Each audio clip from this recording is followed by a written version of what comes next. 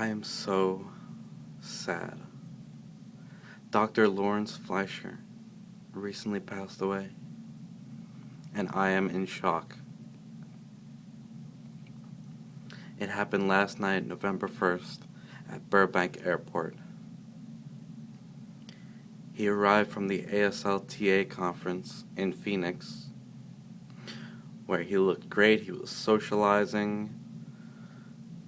He gave the end note speech to close out the conference, which was Saturday afternoon.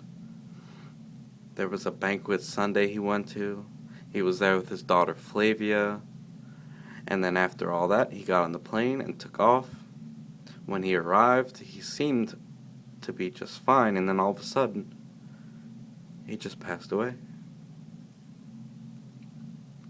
That was last night. He was only 64 years old. I just cannot explain how I feel. All these things that he did in his life. He's just an amazing man. He's a special person. He was a man of principle.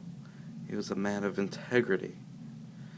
He was a man who was just precious to our community, our deaf culture, just everything. He was a man who would stand up in what he would believe in. And he would trust people and work with them. It didn't matter who they are, hearing or deaf. And he was just he was a workhorse. He would just constantly just be bettering everyone and everything around him. It's just awful. So I wanted to let everyone know what I know. And I'm just thinking back to when in college when I had my ASL major I was working on. He was just a huge support. He was a perfect role model for deaf leaders and just everyone alike. He was a strong man, a hard worker. I mean, just really, really just a fair person, great to work with. I can't even explain. I remember back in 1977, the first conference for the recognition of ASL as a language. It was the National Symposium on Sign Language Research and Teaching, the NSS-LRT. That was my first professional conference that I ever attended. And there was two things that happened that night that I will never forget. Dr. Lawrence Fleischer got up on stage. He was this young-looking man who was just totally deaf. He didn't speak at all, but he just showed us how you can use ASL on stage. And it was just beautiful.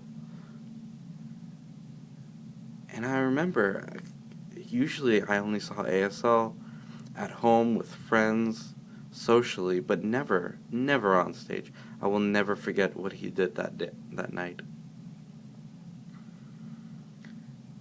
And the next thing was that I saw the first time I ever saw Preservation of Sign Language, the movie by Veditz.